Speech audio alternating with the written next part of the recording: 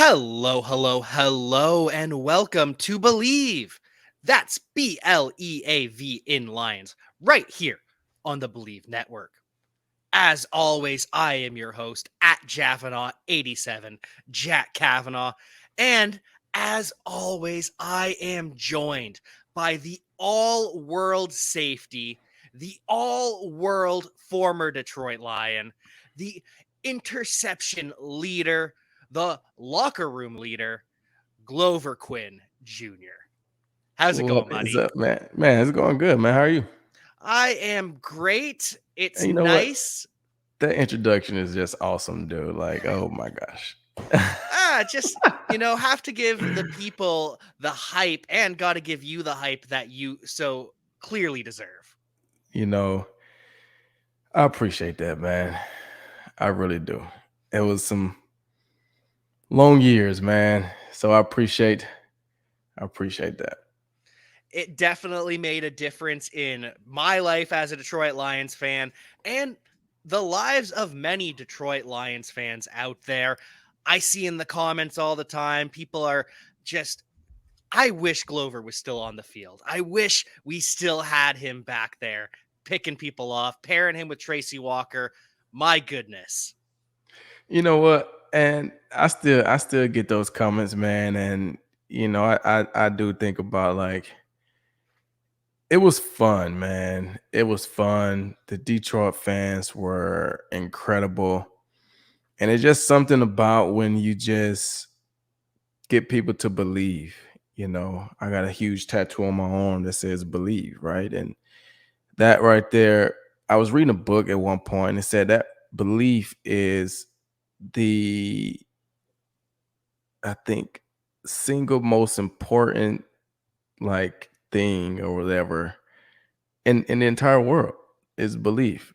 And you're like, probably like, what do you mean? It's like anything. You have to believe something is something for it to be something, right? Like you have to believe that red is red.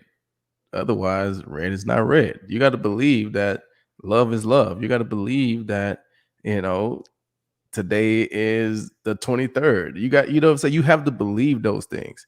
And so as a fan, you have to believe that the team can get it done. You got to believe that this player can make a play.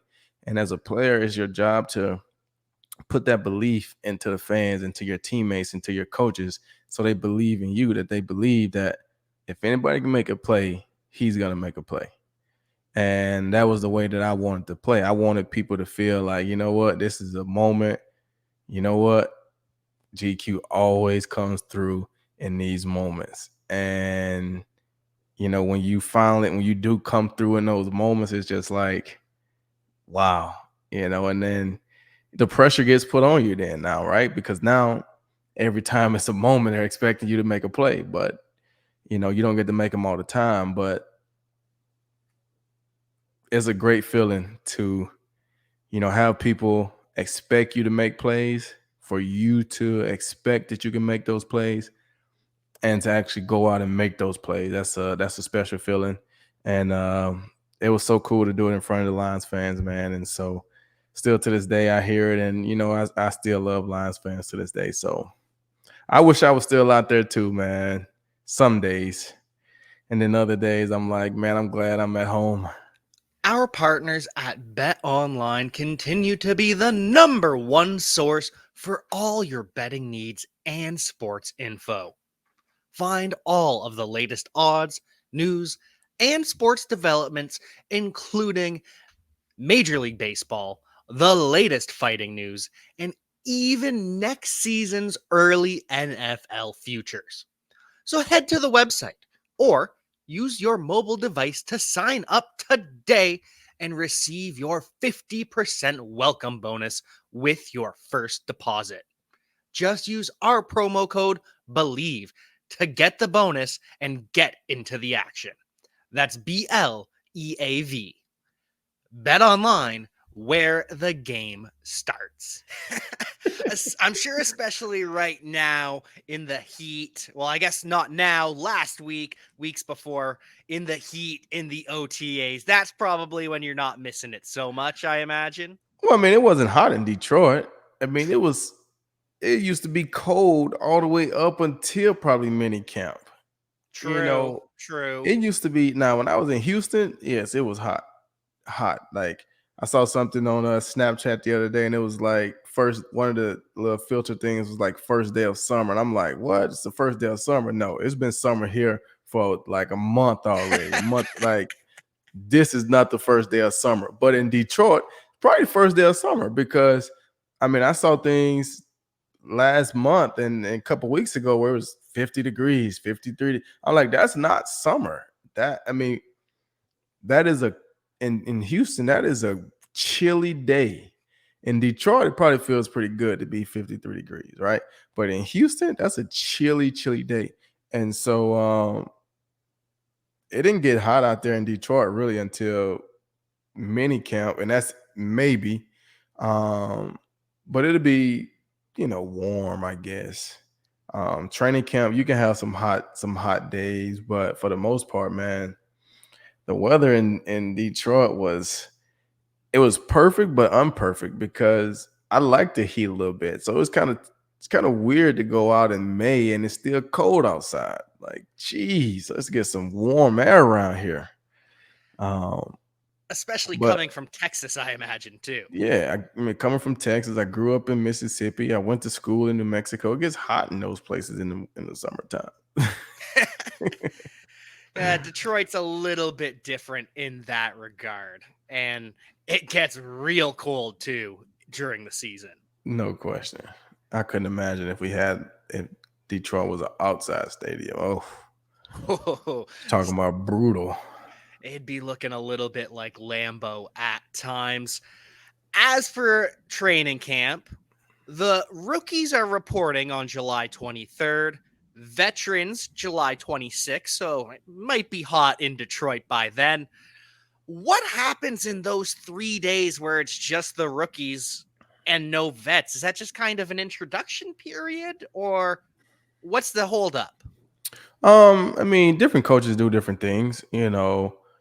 I mean, I was only a rookie once, so it was a long time ago. But they just kind of get a head start. They get in, get through their physicals or whatever they got to get going, get a couple extra days of practice, get conditioning out the way. They need to do that. Um, and just kind of get some reps in, walkthroughs, kind of picking up, seeing what they know, more install, weightlifting, just getting those guys settled in before the vets show up and, things pick up a lot because, it's different. When you're a rookie and you show up with all the rookies, that's one thing. If you show up with the vets, like when the vets start showing up, that's years of experience, that's star power. Like, could you imagine being a rookie wide receiver and you're walking in the same time as Calvin Johnson walking in? You're just like, oh, hold on. You know what I'm saying? But if Yeah, you've been there for a couple of days and you've got a chance to get all your stuff taken care of, all your stuff is out the way. So then when the vets come in, you've been there for a few days, so you feel a little more comfortable for one.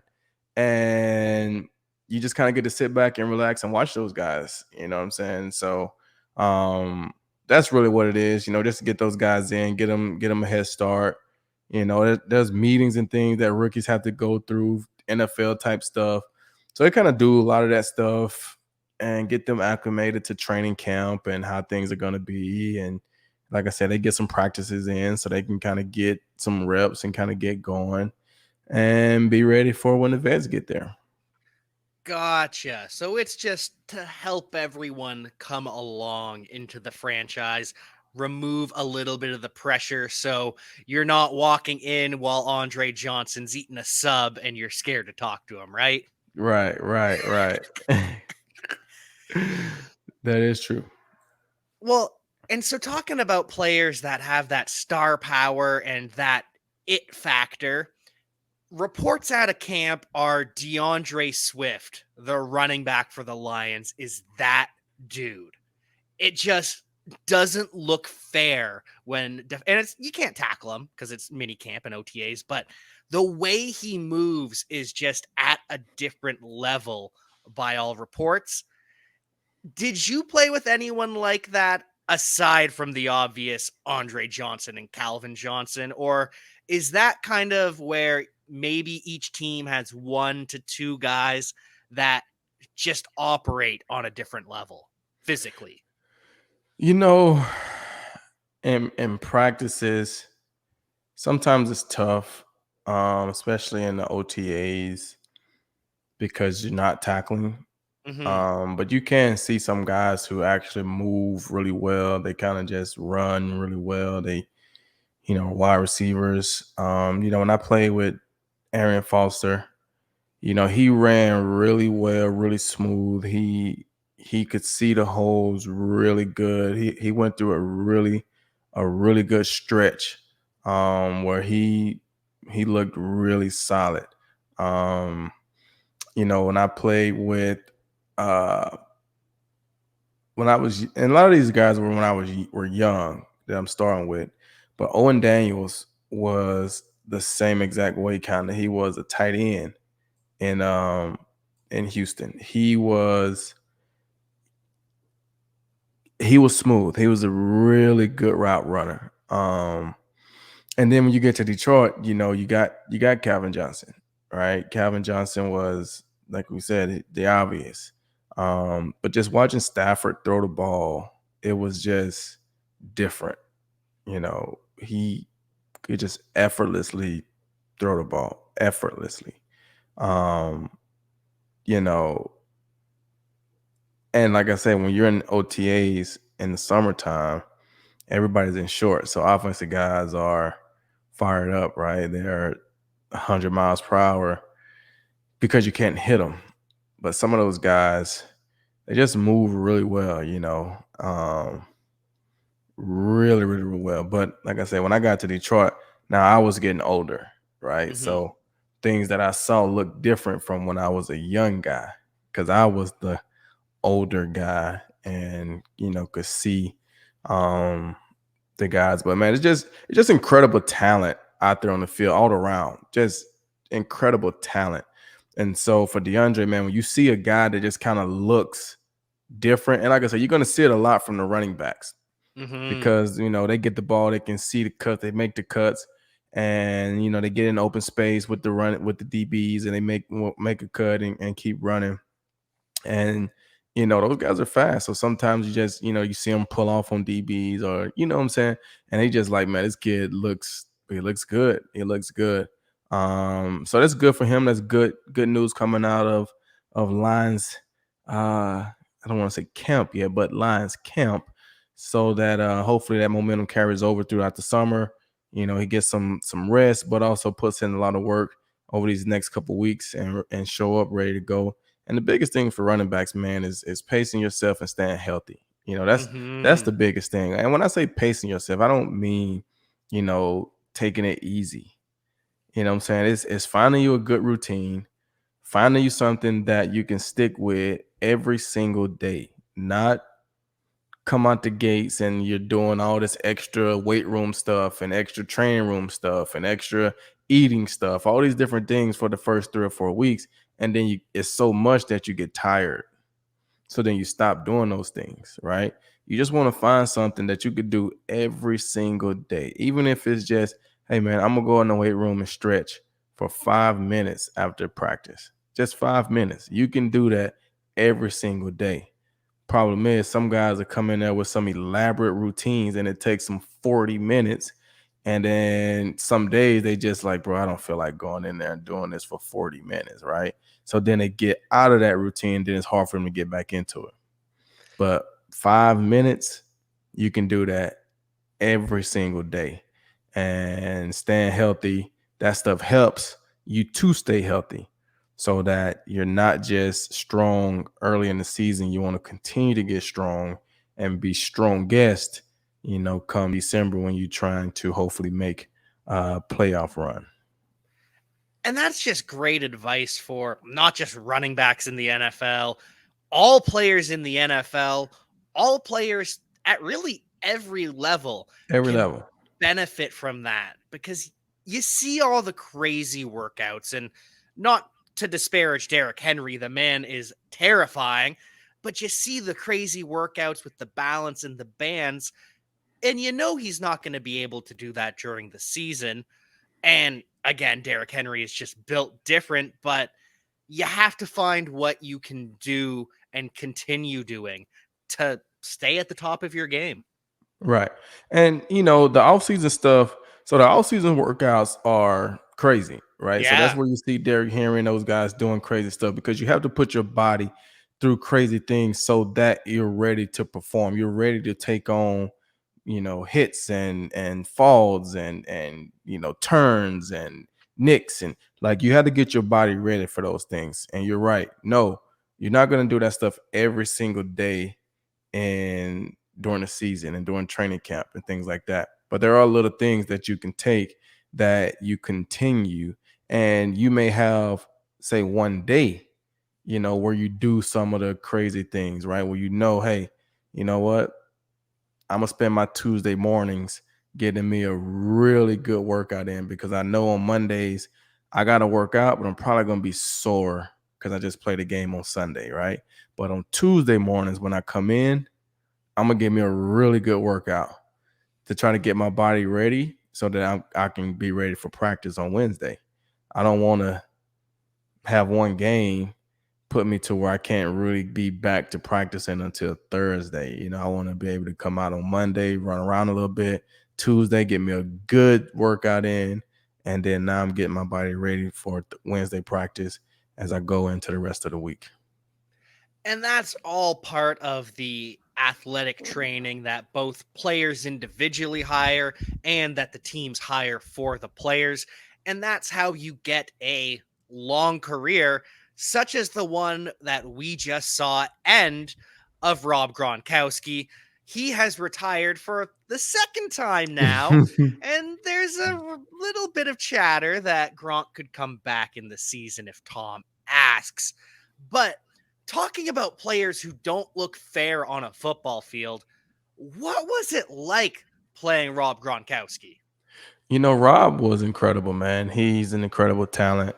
Um, he looks weird at times, goofy at times, but the kid could absolutely play football. He has huge hands. He could catch almost anything, and he didn't seem fast, but he knew how to separate.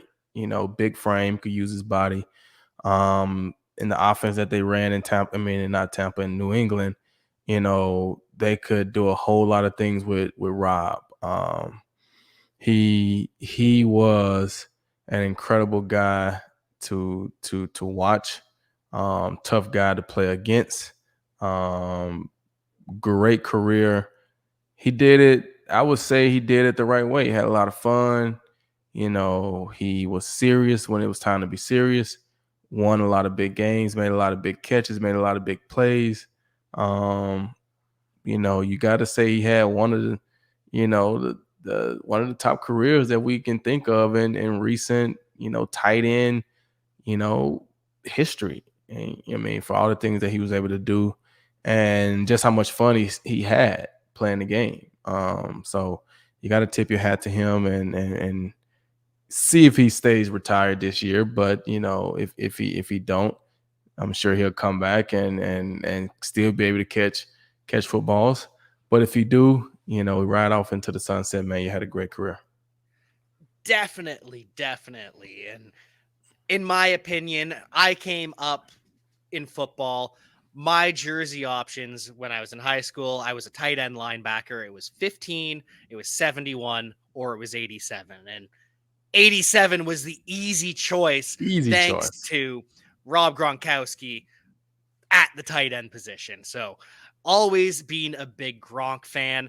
However, I did notice, and I could be wrong, but I went back in the archives and it appears you played against Rob Gronkowski 3 Many times. times, Yeah. and he did not score a single touchdown against Glover Quin and the Well, Lions and Texans defenses. I don't mean to just brag, but there's a lot of people that can fall into that category as well, right? Woo!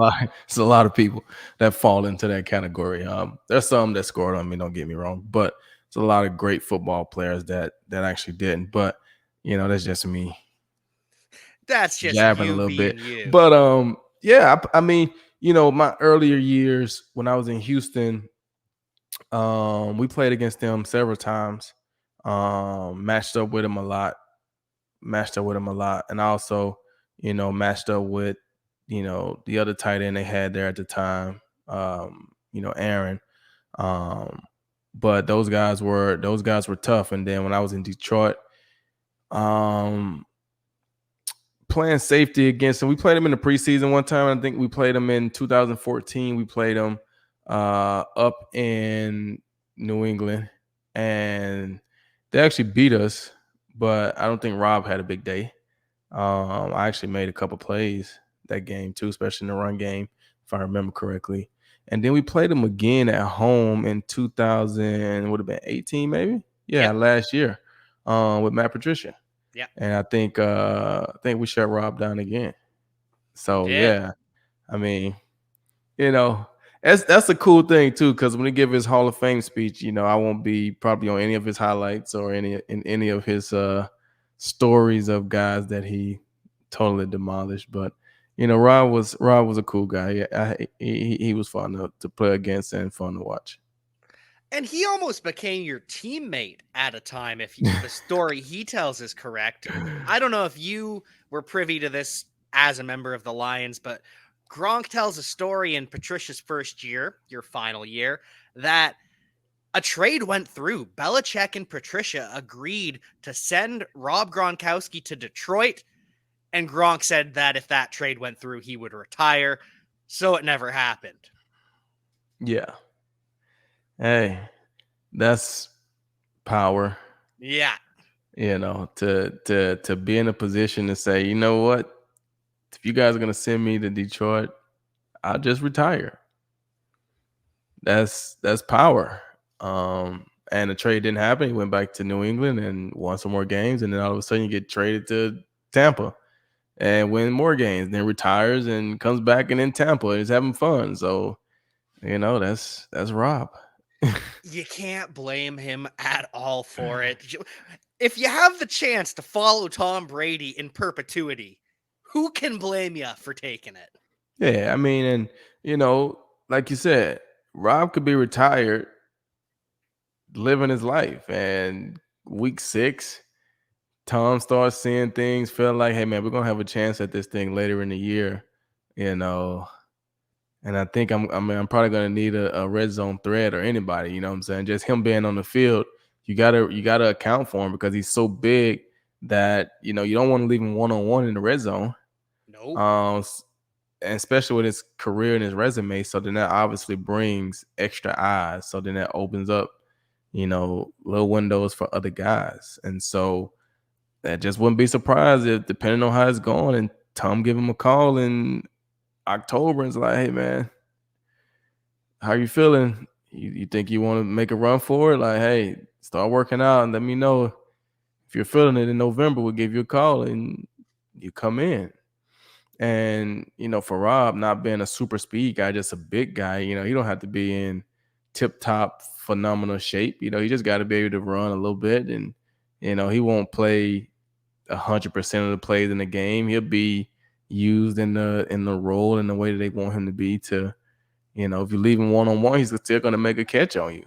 And if you, double him, then it's going to open things up for, Mike Evans and other guys on the outside. So, hey man, it's good to be Gronk. It's good to be Gronk. It really truly is. And we wish him the best in his retirement, his post retirement comeback, if that happens. Whatever Gronk does, I'm excited to see. And apparently, according to some of the veteran players, they get really excited about the rookie dinner. So I don't know if you watch the Pivot podcast with Mm-hmm. NFL greats Ryan Clark, Channing Crowder, and Fred Taylor, but Mm-hmm. they were talking to Garrett Wilson recently, the Jets Mm-hmm. wide receiver, and Wilson was shocked to learn that the rookie dinner means the rookie pays instead of the rookie is celebrated. And his face, it was just so funny to watch it drop in real time, realizing, oh, that's what it is. Was that the same way it happened in Houston and Detroit? Yeah, I mean that's the way it is. The rookie pays, and a lot of times it depends on your class. Generally it's different when you got a high first round draft pick that's a rookie. When I came out, we didn't have any high first round draft picks as a rookie. We had I think I was the highest, and I was a fourth rounder. Then we had a sixth rounder, and then we had a seventh rounder. So we didn't have any huge money guys, but we had three of us. But they didn't run our rookie dinner up like some of the stuff that you see. You know what I'm saying? I think some of the stuff that you see, it's a bit, in my opinion, ridiculous. Um, you know, I was never for the running the tab up. You know what I'm saying? I mean, obviously, if you got one guy, well, when you talk about the defensive backs, you're gonna have 6, 7 corners because you're gonna have, say, 5 on your active roster, and you're gonna have probably 2 on the practice squad, right? But those guys are probably rookies or low money guys, second year guys, stuff like that. And then you're gonna have probably 4 safeties on the active roster and maybe 1 on the practice squad. So you're gonna be looking at 10 to 11 guys in the secondary. Um, you know, and so I mean, if you just think about it, if everybody spends, you know, $200, $300, that's a lot of money. It's 3,000 bucks, right? So you should be able to go out to dinner, have you a nice steak, have you some dessert, have you some appetizers, and have you a cup of drinks if you want a cup of drinks, and have you a good dinner. And the rookie can pay 3,000, 4,000 bucks, yada yada yada, and you have a great night. What the problem comes in is when guys start buying, not just shots of the more expensive alcohol. Louis 13 is a huge, you know, alcohol in the NFL circle when it comes to those things. It's very expensive. Things like 250, almost $300 a shot. Whew. Right. So yeah, you may do a round of shots for everybody, right? And that's normal. Mhm. You'll do that. Is when you have guys start taking bottles of it, because a bottle of it may cost you 5 grand. So you get 4 or 5 guys that take a bottle of Louis the 13 and you're already at 20 grand. Yeah. That's That when it starts becoming ridiculous, in my opinion. Um, so none of the rookies that I ever dealt with when I was in Detroit, we never had any crazy bills like that. We go out, we have a good time because we were in season, so a lot of us didn't even really drink like that, even during season. So we never had any crazy bills. And like I say, when I see some of these rookie tabs and they're paying 70,000, like how do you spend $70,000 on 10 guys? That's an average of $7,000 a person. Like what are you like? How much food are you eating? No, it's the alcohol, it's the drinks. And sometimes you'll have D linemen that may show up to your rookie dinner and buy, alcohol, bottles of wine just to take home with them. That's where the bill get ran up at, right there. yeah. Yeah. And it Uncalled sound for. it really is, and it sounds as though there are a lot of NFL veterans with the same mentality as you. And you never know. It's on a podcast too. They could have been exaggerating a little bit in terms of what they expect Garrett to get, but Ravens former wide receiver Torrey Smith, he very much is the same sentiment as you, and said that Anquan Bolden, your former teammate, actually kind of instilled that in him, where it's just for fun, not going anything crazy, and really helped mentor him in the financial aspect of the NFL. Does that sound like the Anquan Bolden that you played with? Yeah, I mean that's definitely cute. That's definitely how he is, and that's definitely what you want from leaders, from guys in the league, because it's all about breaking the cycle, right? Like most of the time, if a rookie comes in and they get gouged for 50,000, then they have that chip and that vendetta on their shoulder the rest of their career. So they want every rookie to get gouged because they got gouged. It takes somebody to be like, you know what, I got gouged and I didn't like it. So I'm not gonna make this guy spend $50,000 on food for us. Like, this kid just came in, he's young, he don't even understand money right now. Like, we're trying to teach good financial skills. Like going to dinner, spending $60,000, $70,000 is not a sustainable life. That's not something that we want to even teach. So I'm not gonna do it. I'm gonna go to dinner. I'm gonna have me a nice steak. I'm gonna have me some dessert, and I'm gonna eat. And yeah, my steak might cost $100 because I might get a porterhouse or whatever. But at the end of the day, that's a normal. Hey, we're a normal meal, as opposed to getting the multiple bottles of four, five, $6,000 alcohol or wine. That's just being ridiculous. And so you need more guys to say, no, man, this is not the trend that we want to set for our people, for our young guys. We don't want to show that this is what we do. I don't want you to have to go and spend all your money to feel like you got to keep up with me. Like, I've been in the league for 10 years, so my money is different than your money. Like, you need to save your money. You need to save your money. You need to save your money, because you don't know how long you're going to play. So save your money. So no, I'm not going to ask you to spend $100,000 right now. That's way too early. You're trying to get your life started. You're probably trying to get you a place to stay. You're probably trying to get you something to drive. Guys probably trying to do something for their moms or whoever. Like, you're spending a lot of money at this season already. So why am I trying to take another $100,000 from you? Like, it's just ridiculous. So, like I said, I stand with Q on those things. And, you know, I think there's other ways throughout the year to teach rookies, but also have rookies, earn their keep. You know what I'm saying? Um, so those are kind of my things. And personally, my favorite rookie dinner stories are the ones where they run the tab up to scare the rookie, and then the veteran pays for it because he was always going to pay it. And it's a team bonding, it's a prank where it's haha, gotcha. No, don't worry about it. Right. And I mean, Those kinds of things are fun. like I said, most of the time you have that. Those guys, the veteran guys that that want to do things the right way. No, they probably won't pay the whole tab, but what they ran up, you know what I'm saying?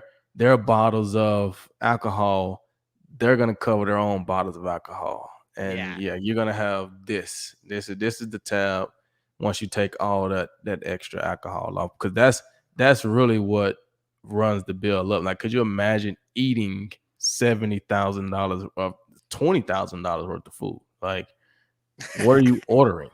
You know what I'm saying? Like, the most expensive steak there probably costs $200. Like, even if you ordered 10, 10 $200, 10 $200 steaks, that's only $2,000. How do you spend 20 grand on food? No, it's the alcohol. Yeah. Yeah. And I'm glad that it seems a lot of people agree with us on the rookie dinner, and it's becoming a lot more wholesome place to work with. And one of the things I'm noticing in terms of the wholesomeness of the NFL is the camaraderie across positions on different teams. Because now we have George Kittle and Greg Olson putting on tight end university. We have the OLine Masterminds, and we also have Von Miller's pass rush camp. What do you think about all of these link ups across positions? And was that really a thing that happened during your time in the NFL? Yeah, I think during my time, I think Ryan Clark has started doing his DV camp, DB retreat out in Arizona. I never went, just because of my kids and the time and the things. But I don't necessarily have a problem with it. I think it's a good thing. I think it builds brotherhood and camaraderie with more guys around the league. It's a teaching period. It's a time where, guys learn from other guys, and you're not competing against guys that you play against in the grand scheme of things. I mean, George Kittle put on tight end university. All those guys are tight ends, so they're not playing against each other, right? Yeah, George Kittle may be helping a tight end get better that's going to play against the San Francisco 49ers.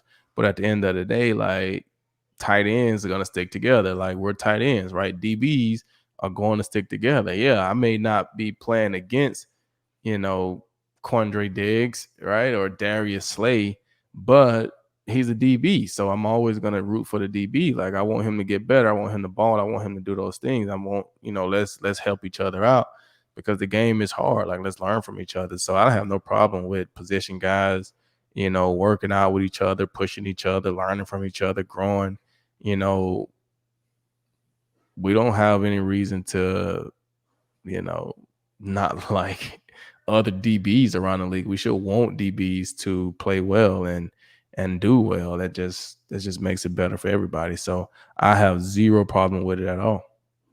And that's the way Lane Johnson, the Philadelphia Eagles right tackle, put it for OLine Masterminds is Myles Garrett is a freak.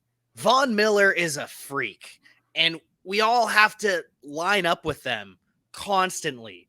Why not work together to figure out how to beat these dominant athletes rushing off the edge? And now that they did that, now Von Miller has decided, hey, they're working together too well. We gotta counter that and do our own thing. So I like it a lot. I don't know if coaches do as much because I know Matt Patricia reportedly wasn't a fan of Darius Slay working out with Odell Beckham. Is that kind of the common sentiment from coaches, or is it just a flavor by flavor thing? Well, I don't remember. I don't know if I don't know if Slay was working out with Odell Beckham. I think Matt Patricia had a problem with Slay. He was working out with Richard Sherman and Xavier Rhodes and a lot of those other guys. And those guys were, kind of big time. And Matt Patricia was trying to tell Slay he wasn't big time to be working out with those guys. He didn't like how Slay was talking and having fun with Odell Beckham because we practiced against the Giants in training camp that year. Right. So, yes, I don't want to say I don't like it because you still have it anyway. Like, you have these workout facilities and there's going to be some wide receivers, there's going to be some DBs there. Right. But yeah, I can understand him not wanting, Slay to be working out or training with Devontae Adams at the time, right? Yeah. You guys are going to be going at each other, right? So you don't want him to be picking up on your whatevers, and you know what I'm saying? So I can see that, but at the end of the day, you're just working out. You know what I'm saying? Like, you're just working out. You don't have to do, skill drills, where you're talking your techniques and things like that, why you're doing this or why you're doing that against the wide receiver to work out with him. I mean, you're just pushing each other in workouts and doing ladder drills and doing agility drills, all those things. I mean, you could do that with anybody. It's really when you go to these masterminds and these, D-line school and all these, that's when you're really getting into your technique, why you do a certain thing. Hey, how do you use your hands? Like, what's your keys? What are you looking at? Why you do this right here? Like, when you get this coverage, what are you thinking? How are you reading it? You're really getting into the position and what you're really trying to do to win. Working out, that's just working out. You know what I'm saying? So I think it's a difference. But if you can get multiple guys that can get together and talk and build a brotherhood and really be able to pick each other's brain and make sure that the game is just getting better, I think it's good for the game. And I think it's good, when you have relationships with guys that, like I say, we're not playing against those guys. You know what I'm saying? We're playing against their team, but Slay's not playing against Richard Sherman. He's not playing against Xavier Rhodes. Like, he's not playing against those guys. Yeah, Xavier Rhodes is playing against Marvin Jones or Golden Tate or those guys, and they got to figure out how to cover those guys. You know what I'm saying? Yeah. But us just talking technique and why we do and how we read, like, mean, I don't see that big of a deal. As long as you're putting in some work, as long as you're out there grinding it. If you want to feel like you one of the elites and you want to work out with the elites and practice with the elites, then go be with the elites, man. Like, go do it. Iron sharpens iron. No And question. as you said, if you're getting into the exchange of techniques with wide receivers on the other team, maybe that's an issue, but a workout's a workout. You can run the ladder, you can run the cones, you can work on your speed. You even see Chad Ochocinco, Chad Johnson coming to workouts, and he's playing corner, or wide receivers are playing corner against him. It's all for fun, and it's just a good way to mix it up in peak physical combat, so to say. Yeah, I mean, Ocho thinks he's a DB. He thinks he could play DB. Like, no. He's a good athlete. I will say that he's good feet, but no, Not a DB. not a DB, not a DB, not a DB at all. But shouts out to Ocho, but he's Great not a at. DB, Great athlete, great receiver, not a DB. not a DB. And before we get you out of here, we did have a question from our friend Trent Boyett on YouTube. He wants to know about the 3 footballs that are sitting over your shoulder there. What's the significance of those? And he added that he misses seeing you on the field. Oh man, appreciate that, Trent. These right here are really no significance. I used to have a lot of them. I used to have all my interception balls. And these are some of the balls that I got signed. And I did some remodel on my house because it had got ruined when Houston had the flood, the freeze or whatever, right? So I did some remodel. So I had to take everything down. And so I still haven't got everything put back up. And so these were just 3 balls that I had that are just back there. But one of them is an Andre Johnson signed football. One of them is Calvin Johnson signed football. And the other one is JJ Watt. Whew! Those are 3 pretty good footballs to have. Yeah. And then I think on this side, you can't really see them, but I think I can see Sue. Let me roll over here and get it. Hold on 1 second. Let me see. I cannot wait to see what these footballs are. And just listing off the names that Glover has, we've had Indomitian Sue and the Johnsons and JJ Watt. These are not in the cases, but this is a Arian Foster. Whoo! Right here. And then this one is kind of faded. Reggie Bush. Those are Reggie both Bush. great footballs to have. And then Sue's over there in the corner. And then, like I said, Andre, JJ, Calvin. I mean, I got plenty of them. And did you Stafford. say that you have every interception ball Yeah. that you have? Yeah, I kept all my interception balls. So if I caught an interception, I kept the ball. That's awesome. I used to call that my you know how back in the days you have those shows and they're, you know, like the Viking type shows and they're like, you know, bring me their head. That was kind of like my, you know, I had all of them. Peyton, Drew, Tom, Aaron, Ben, Eli, Joe.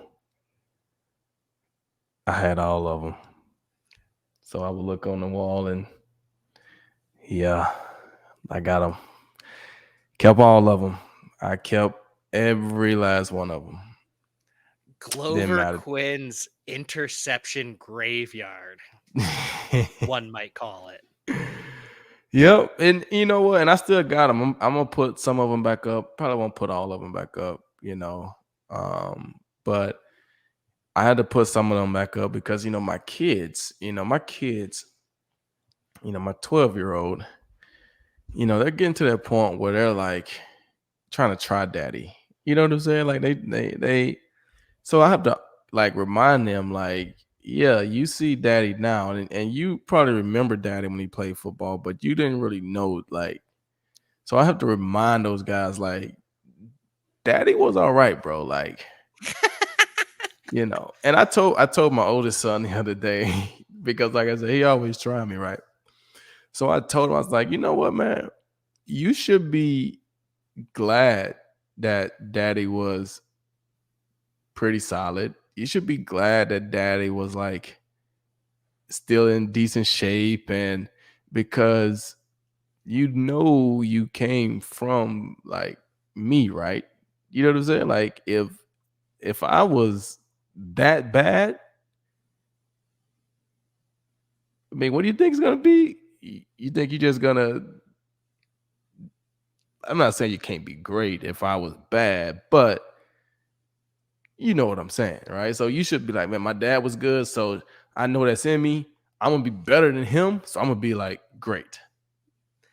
Yeah, especially when you see those interception balls Right. on the wall, you Check my have to receipts, man. recognize the greatness that Tad has. Check my receipts. Check the receipts, check the heads on the wall, the Yes. footballs of all the quarterbacks that Glover Quin has picked off, the interception graveyard, just like Bruce Smith did his QB sack graveyard for Halloween. I don't know if you saw that.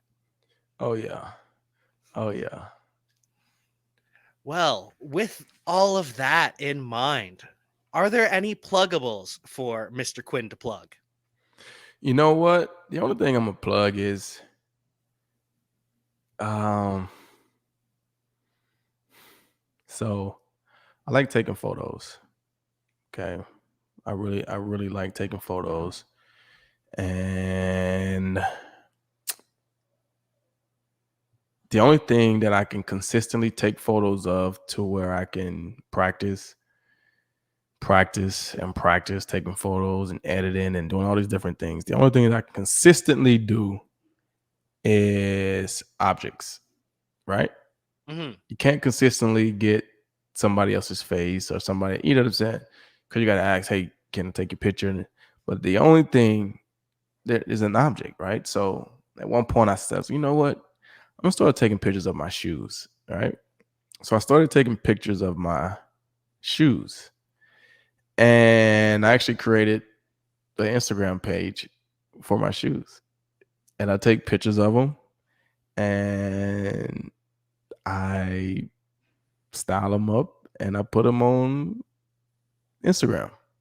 So if you're interested in sneakers or want to see more of, you know, my sneakers or, get your sneakers taken pictures of. Um,